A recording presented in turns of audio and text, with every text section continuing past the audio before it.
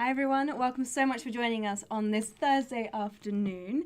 We have got two filmmakers waiting to do a commentary roundtable from their winning selection from the first time sessions a couple of months ago. So I'm really excited to get them on. These are two incredible films and we're going to delve into them and hear the stories behind them. So we're going to be screening trailers and also the films muted whilst we talk about each different section. Yeah, amazing. Well, I don't think there's anything to add to that. So I think let's say hello to today's filmmakers. So welcome. We have Ricardo and Kat with us today. Hi, guys. Hi, hello. Hi. Hi, welcome so much for joining. Why don't you introduce yourselves and tell us a little bit about the projects that we're screening today. Let's start with Ricardo. Okay, thanks. Let me introduce a little about me. I am from Mexico City. I have a degree in advertising with a creativity and commercial production specialism. I also studied a technical career in filmmaking with film direction and cinematography specialty. I studied at Asociación Mexicana de Cineastas Independientes. And since 2008, more or less, I have worked as a screenwriter, producer, director, photographer, and editor in different types of cinema, video and television productions. The film we are talking about here is Weeping Lady. It's a horror short film, and we will discuss a little about that. Yeah, absolutely. I'm just going to butt in here, but the horror aspect of this film is amazing. The tension that you managed to get, oh my God, when I was watching it, I was just like, what is going to happen? So I was hooked from the beginning. So well done. Great, thanks. Thank you. And Kat, why don't you tell us a little bit more about the Children's Corner? So hi, I'm Kat Lindsay. I'm an actor filmmaker based in New York City. This is my first ever film. First time filmmaker session, so that makes sense for everybody. So I've been a professional actor for about 8 years. I started acting in Baton Rouge, Louisiana, and in New Orleans. Nice. And then I moved up to New York a few years ago to do an acting conservatory at the Barrow Group. Have you guys heard of it? No, I haven't actually heard of that. It's the best school. It's a great school. Good, yeah. But yeah. Well, good for you for making the brave move to follow a very specific goal. Thank you. Admirable. Yes. So the Children's Corner, it's a drama. It's a little bit based on some events that happened in my childhood, and then part of it is fiction as well. But yeah, I don't want to give too much away, but that's about it. Yeah. Yeah, cool. And I can see that you've got your dog there as well. Rupert's on our lap. I don't know if you can see him now, but he's falling asleep here. So maybe they'll have a conversation at some point. Yeah, I hope so. This is Hermione, by the way. Very nice to meet you. Cool. Well, should we crack on and watch the trailer for Weeping Lady? Let's do it. So we're going to put this on loop in the background as we talk to Rick. Here we Great, go. Thank you. Cool. Well, Rick, kick us off by saying then, where did the inspiration for this film come from? Yeah, I want to start telling you about the ancient Weeping Lady's legend, because I don't know how much this legend is known in other countries, but it's a very common legend in Mexico and Latin America, and it has a lot of different versions. But the main plot on the legend is the story about a young woman during the 16th century who was betrayed and abandoned by her love. So she, full of anger, drowned her children in a river. And when she realized about what she did, she committed suicide in the same river. Those actions brought a curse in her soul to be doomed for eternity to wander in towns and cities crying and looking for her children. So the legend tells us that nowadays you can still hear her painful cry, screaming, "Ay, mis hijos," which means, "Oh, my children." That's the most common thing about the legend. So that's one version of the legend. But talking about my short film, the synopsis is Laura is frustrated of taking care of her baby by herself and suddenly faces an horrifying supernatural presence. I already made some short films, but I wanted to make a horror one. So Weeping Lady is my first horror short film. Amazing. And one of the reasons the script was born was that I wished to represent a legend, some Latin American legend. So I started to imagine how would it be the Weeping Lady nowadays, wandering around a city. And I was trying to modernize this character, but with a more personal perspective, without being completely attached to the original legend or other interpretations of her. Cool. Yeah, and I was attracted by the intention of making her realistic, close, and horrifying, but all that without taking away its paranormal characteristics, all happening in a very real and everyday environment. And with those elements, I figured the main plot of Laura, the main character of my short film, which in fact the real topic here is about the parenthood. It is a real topic on the short film.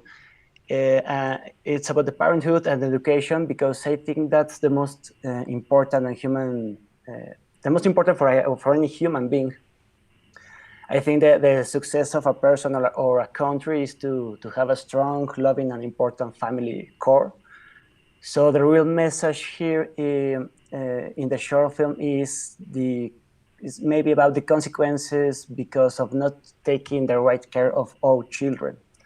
That's what I pretend to be the real horror of the short film. Yeah, I think when I was saying about the horror that you managed to capture before, I think because you've pushed it forward to modern day times, it's something that we can all relate to, and because it is set in modern day times, it could happen to anyone. So it definitely struck a chord with me there. So yeah, it's really interesting to hear about these legends, because I obviously didn't know about them. Okay, great. Thank you very much of that. Yes, in fact, let me refresh a little my ideas. I have some. I wrote some things because Sure, yeah. be more in the right way. About the horror short film. Talking about that you mentioned, I wanted to achieve a serious horror, more in the line of a strong psychological and emotional impact generated by the tension of the scenes and the character conflicts. I searched that not only in the visual aspects, but also in the music and the sound design, and of course in the main plot, like you said. It's something that we all can we can identify, and the family core is very important. So yeah, it has a meaningful thoughts behind the Weeping Lady. Some like that. No, that's totally that completely answers the question. So thank you so much. I'm just watching the trailer here as well, and the cinematography looks amazing. You've managed to capture the lighting really well in such dark scenes. What did you shoot on? Come again, the what question, was the camera please? that you shot on? With what? The camera. What camera did you shoot with? Yeah, it was a Sony Alpha. Okay. The little camera. Yeah. But I think the most important there was exactly the Shani Mendes. She was a cinematographer. Nice. And also she was my partner from the beginning of the short film. She and I started to all the production, and she was great doing all the work in production with me, and the cinematography. She getting very well, I think, in the mood we need for create that tension. Yeah. It was also her first horror short film. Oh wow. So we think we did a great work, because it was also a very small production, but uh, but we managed to integrate more people so awesome. All the cast and crew were awesome, Yeah. because they put all their passion on it. So I think it was the first horror film of the many of us. That's cool. That's cool that you've decided to jump genre and try something new, as in Yeah. horror. How long was the shoot? How many days did it take to shoot? It was 3 days. 3 In days. 3 days we did all that. Yeah. I guess having a sort of contained plot where you're not in too many locations is ideal for, as you said, a small production. That massively helps. You've got a storyline there that is fully based and carried by one woman. How did you go about casting Samantha? Okay. Samantha, I also know her. Oh, okay. I really wanted her on the film because I already knew her work in other casting for other projects, but it was the first time I worked, in fact, with her in a short film. But I already knew her work, and I was convinced she can give me the emotions I needed with a complete realism. Yeah. And I'm so happy with her being on the project, because I think it's a marvelous actress, and she's amazing because she can be so sweet, but she can give all that intense emotions too. Yeah, there's that section in the trailer where we see her screaming at the baby, and it's just like, she's such a good actor. So And that's the thing, when Yeah. you've got a film where it's so much down to one performance, one person who's building up all the tension, along with all the other elements, like you said, but it does make getting the right person even more important. Cool. Yeah, thank you about that. The other thing I love is the makeup of the Weeping Lady character. yes, That's very prosthetics. important too in the short film, because of also of what are you telling about it, that one character leading all the emotions, all the story, and here the makeup of the Weapon Lady character was really important, and the responsible of that is Raúl Muñoz, a marvelous Mexican makeup artist. Mm-hmm. He designed the character better than I imagined, and Perfect. because I wanted a very different look on the character of other shorts and movies of this legend. By example, one of the most popular versions of the legend is that the Weeping Lady wears a white dress. She's beautiful and she floats over the floor. Okay. But I don't like those ideas very much, because for me, this character, she's a really ancient and cursed being, which has lived in complete anger and sorrow. So she has been consumed by the emotions and the centuries, becoming a supernatural woman with also flesh. I imagine that with flesh, but rotten and cursed flesh, which embodies all what she has been. And that's something that Raúl understood very well since the first time I spoke with him. And he gave us a great convincing makeup, I think, which putting it on a fantastic actress, also a fantastic actress, Rocio Vasquez, all just make a great result, I think. And the two of them, the two actresses, was awesome for me. Great. Uh, Yeah, Also the if you baby. can see now, she's about to turn around and then the prosthetics are cut away. But yes, it definitely aids to the story. And that's cool that you said that it beat your expectations or what you could imagine, which is such a lovely idea, because when you have something so strong in your mind, and most of the time you don't meet that expectation, or you're unable to reach that goal. For sure. So to hear that you and your makeup artist exceeded that's such a lovely thought. So thanks for sharing that story. Do you have any other moments thanks. from the shoot that you would like to share with us? Were there any difficulties that you had to overcome? Yes, I could talk also about the work with the baby. The baby Alan was so cooperative, and it was really easy to work with him.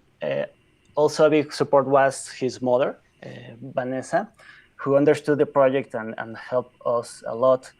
But it was at the beginning. I thought it would be a problem because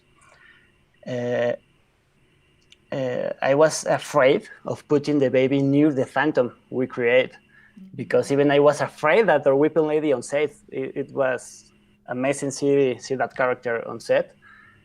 So the big learning was that much of our fears are socially inserted through stories or the culture, because the baby was the only one in the set that doesn't understood the character. Sure. And was not afraid of the weeping lady. He was not afraid. In fact, he allowed the weeping lady to carry him.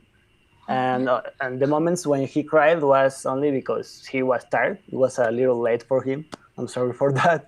But but it was great to understood that we, in fact, the fears are inserted in our minds.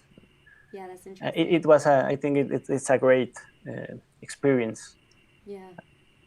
Great. Well, thank you so much for sharing some insights into the Weeping Lady. What are you now working on? Thank you. What's next for you? Okay, thanks. I am writing a new short film. I'm in post-production of a music video right now. I'm planning another one. I am also in post-production of my first long documentary. And also it will release soon a beautiful short film I direct on quarantine, doing it all through a video conference platform. In fact, all the short was created collectively online. It was a very new and interesting filmmaking process. So it will be released soon, that project. Nice. And that's it for the moment. I mean, that's a lot to handle right now. So you got a music video, a long form documentary, your short film shot entirely through webcams. So yeah, it's been interesting. Yeah. Sometimes I am out of my mind with all these things, all these projects, but there's no other thing I want to do but this. And that's perfect then. And it is interesting, as Claire just said, the creativity that has been inspired through this pandemic blows me away every time people start talking about their ideas and their projects. And it's we've had quite a few people doing, obviously, like, you know, castings and auditions over webcam, but a lot of people have been putting together projects from all sorts of different places in lockdown. It's definitely inspired some creativity, I think. And then my final question is, what is next for Weeping Lady? Is it still doing the festival circuits, or are you looking to get it distributed, get it onto some different VOD pages? What's the plan? I'm very happy because the short film is being selected in many film festivals around the world. It is still in that process of being on the festivals. It's his first year on that, and I think that's for now that's the road for the film to complete his time on festivals. In fact, this Monday it will be screened in one of the most honorable film theaters in Mexico, La Cineteca Nacional, and that's thanks to the official selection made by the Shorts Mexico, an international film festival. And I'm so happy because that's very important to be in that theater, and also there's more selections. I've been already notified that I cannot share yet, but it will be going on online in the festivals and in some theaters too. Amazing. And then once it's done its festival circuit, I would highly recommend that you check out a platform called Shudder. Yeah. Are you aware of Shudder? Shutter? Yeah, the with platform Ds. Shutter. Shudder. I did not. They're basically I don't know. a horror Netflix, a horror-based streaming platform, and I feel like this film would be something they're interested in. So I would highly recommend seeing if you can get in touch with them once you're finished with the festival circuit. Okay, great. Thank you very much for that tip. I will do that, of course. Perfect. Cool. In that case, shall we move on to Kat? So thank you so much for sharing all of that information, Ricardo. Do stick around and we'll be watching Kat's film in the background as we get to find out a little bit more. So here it is. Of course. Thank you very much. No worries. Perfect. So your film is now playing in the background, Kat. Why don't you tell us a little bit about what inspired the story and why you wanted to create it? Yeah. So I wrote this last year in February. I was actually just talking to my friend Katie about this tradition that my family and I have. So my youngest sister was a stillborn in Australia. And, but, you know, since she's buried so far away, we're only able to like visit infant graves here most of the time. So every year on her birthday, we go and we look for infant graves to lay flowers to honor her. And I was talking to my friend Katie about it, who actually helped produce the film, and she also stars in it. And she was like, "Oh, that's really interesting." So the idea developed from that, and then it turned into part fiction, part inspired by a true story. So my character is sort of based on my experience, and then my story intersects with a young couple grieving the loss of their child. Yeah. Wow. Ooh.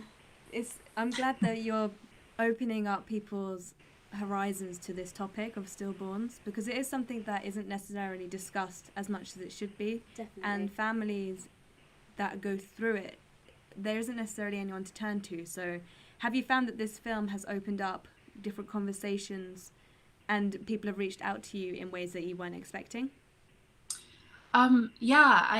I haven't released it like publicly yet, but I've shared it with a lot of friends and family and other filmmakers, and I'm very glad that it's connecting people. I mean, the theme of this really is that grief is universal. That's something everyone goes through at some point, and that connects us to each other, whether we know each other or not. And I feel bad, but like I've gotten so many responses like, "Oh my gosh, like we were sobbing," and I'm like, the consensus is that it's made everybody cry. So I'm sorry. I'm sorry for you know if tears happen, but I'm also just very, very glad that people feel affected by it, because you know that was the goal, that it opens a conversation about this topic, because you know, as you said, it's very common, and I think it's almost like a taboo subject, but I think it's a very important thing to talk about, you know. Yeah. So you say it hasn't been released publicly yet, so I take it it's still doing the festival circuit, or has that now come to an end? No, I'm still going to be submitting for a while. Right. I haven't been submitting as much in the last month, but earlier this year, sort of before COVID hit, I was submitting left and right to a whole bunch. But yeah, I kind of took a break on submitting because I know so many had been canceled. There was one that I submitted to that a film that I acted in actually won last year's festival there. So I submitted to them having the connection, but they totally canceled it. But yeah, my plan is to keep submitting and see what happens. And then eventually I will like make it available to the public. Have you talked to any charities that can maybe help with some funding for this? So if you're still looking at the festival circuit, then you could ask for some funding to get it into more festivals and submitting it to others and then you could put their logo on the end credits or whatever it may be. I had not considered that. That's a really good idea, though. Yeah, I mean, charity films don't need to just be those classic kind of things that you see on TV. They can be narratives that have those meaningful points, and sometimes that resonates with an audience a lot harder than a kind of targeted marketing film trailer film thing. So I would definitely reach out to some charities that kind of go with your ethos and what you're trying to say and see if there's anything you can do. And maybe it's not right now at the festival standard, but after when you finish the festival circuit, there might be something in there for you. So definitely keep that in mind moving forward. Yeah, for sure. Yeah, that's a great idea. Thank you. Anyway, should we find out a little bit more about what happened on set and if there's any problems that you overcame, any funny moments that you'd like to share with us? Oh, yeah. Yeah? There's a lot. Also, especially as a first film. Yeah, I'm sure. Also, the beginning shot of the dog, is that your dog? That is, that's Hermione. I thought I recognized him. Yeah. She was terrified of the camera, actually. So we had to we had to like sort of figure out how to get her to not stare straight at it and then run away.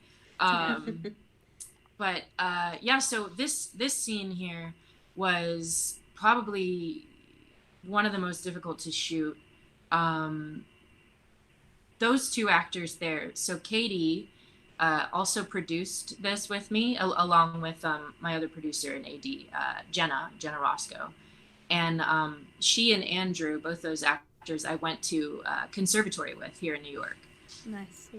So we already knew each other quite well. And the woman playing the therapist is actually my aunt, who's also a professional actor. Oh, amazing. Yeah, keep it in the family. Yeah. Yeah. But yeah, this was tough to figure out because we were actually shooting a bunch of different scenes in this apartment, in my aunt's apartment, but they were supposed to be different settings. And I don't know, it was just being such an emotionally charged scene.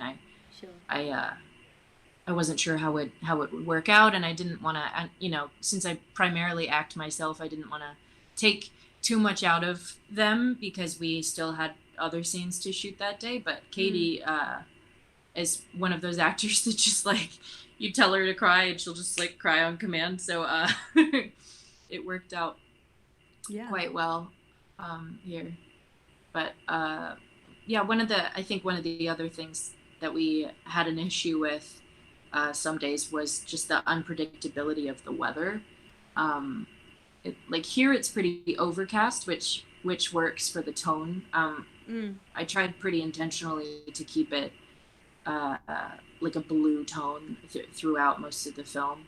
But there were some days where it was raining and other days where it was really sunny, so it didn't always quite match up for what the continuation of the scene was supposed to be. So, and we had to lock in specific days because a lot of the actors had just sort of time conflicts with scheduling. So, sure.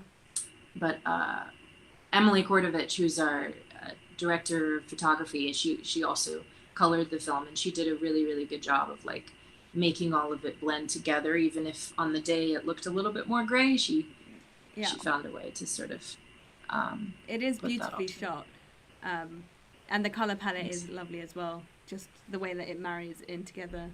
So well done. It's interesting that you both had female DOPs, cinematographers. Yeah, that's cool. That's good. We like that. Yeah, that's it's rare. Yeah, it is. It is rare. So how long was the shoot in total? So it was 5 days. Yeah. Yeah. Mainly, I think we shot mainly in April of last year. Okay. And then, you know, another day where we did some sort of like prop photos and stuff to use in the background. And yeah, I was a little worried that we weren't going to get it in 5 days, especially our ending scene at the cemetery. We had a very specific like time allotment to film there. And that it was very, very hard to find a cemetery that would let us film. And but we eventually found one. And but their hours of operation and just sort of like, you know, it's a cemetery, so we had to be respectful of like the people around us and then the construction going on. So that was probably the most stressful day because we're filming so much. And also, you know, this is my first time directing and writing. I almost forgot, like, oh yeah, I have to act. Yeah. Like it was hard to like figure out when to wear which hat, and I was like, okay, trying to figure out how to turn it on and off, you know. But I think it ended up working out okay. Yeah, definitely. So how big was the crew and the cast and crew in total? How many people were involved in the film? So the cast is about 10, including myself, and then another actor that we had sort of do prop photos. And then as far as crew, not very many. Myself, Katie, Jenna, and then our production designer, Alexa, my DP. Who, a lot of us did more than one job. Yeah. And then, yeah, I think there were 6 or 7 of us crew members every day. So, yeah, not too many people. Yeah, it's a good number to get the team down and then have the 5 days of shooting. So, yeah, well done, very well done for getting it all done. And just seeing it here must be such an achievement as well, especially as your first film. Which then leads me on to, what are you doing now? Has this inspired you to make more films, or are you looking to stick primarily to acting? What's your plan? I think I definitely want to do both. When I made this, I didn't really know what I wanted to achieve, so I'm very, very surprised and happy that that it's gotten some recognition. And I sort of just did it because I wanted to see if I could, and then I discovered that I really liked the writing process. Well, I hate the writing process. Yeah. Like, but I think that's what everyone says. And directing was really cool. I had no idea how much work was involved and what kind of work was involved. I was very lucky, you know, Jenna, who helped produce this with me, and she also edited it, and Emily Kordovich, my cinematographer, I had worked with both of them on another film before. And Jenna had actually cast me in her film a couple of years ago, and I really liked working with them. So they sort of helped me and Katie along with the process, and then the rest I just sort of figured it out as I went along. So I think my primary focus is still on acting, but I definitely want to keep doing this as well. I've started writing a short film with another filmmaker friend of mine who actually, he played the florist in this. He writes as well. So we're writing a short film together, and then I've started writing a feature, but I have not gotten very far yet. Well, it sounds like you've got your team around you. If you've worked with the cinematographer before and also the producer before, maybe you 3 should team up and get your own production company as well. That would be cool. Yeah, I've toyed around with that idea, and that's something I've definitely thought about. I have some other filmmaker friends who I worked with last year that I'm definitely gonna work with again. And yeah, I'm really grateful to have found this like whole kind of community here in New York. So definitely want to keep that going just with everybody else around me. Yeah. No, that all sounds great. Do you have any final points you'd like to share, or anything else that you'd like to tell us about the filming process?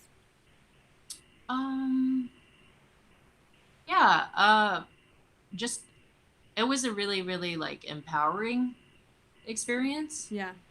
And just like being able to see it now and how it all came together, because like I've been acting for years, but I'd never seen like every single step of the process before.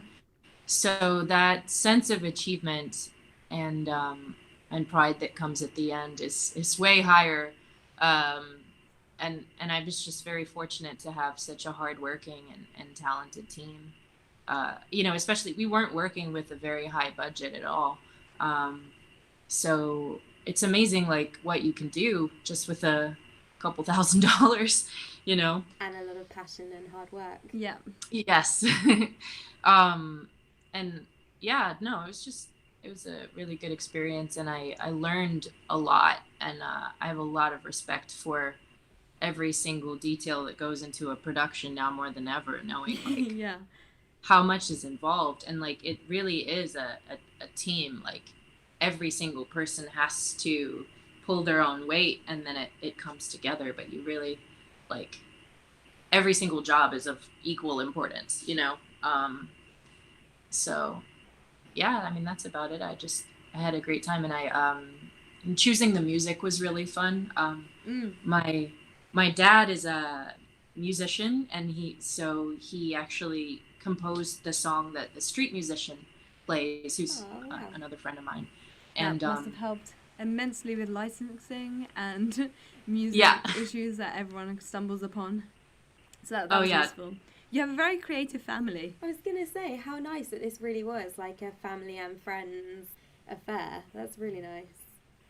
Yeah, no, it was great. I mean, most of my friends these days, I've met on set. Like, that's how I make most of my friends. So, no, it just really, it worked out that way. I keep in contact with people, and everyone's as obsessed with filmmaking as I am, so it works.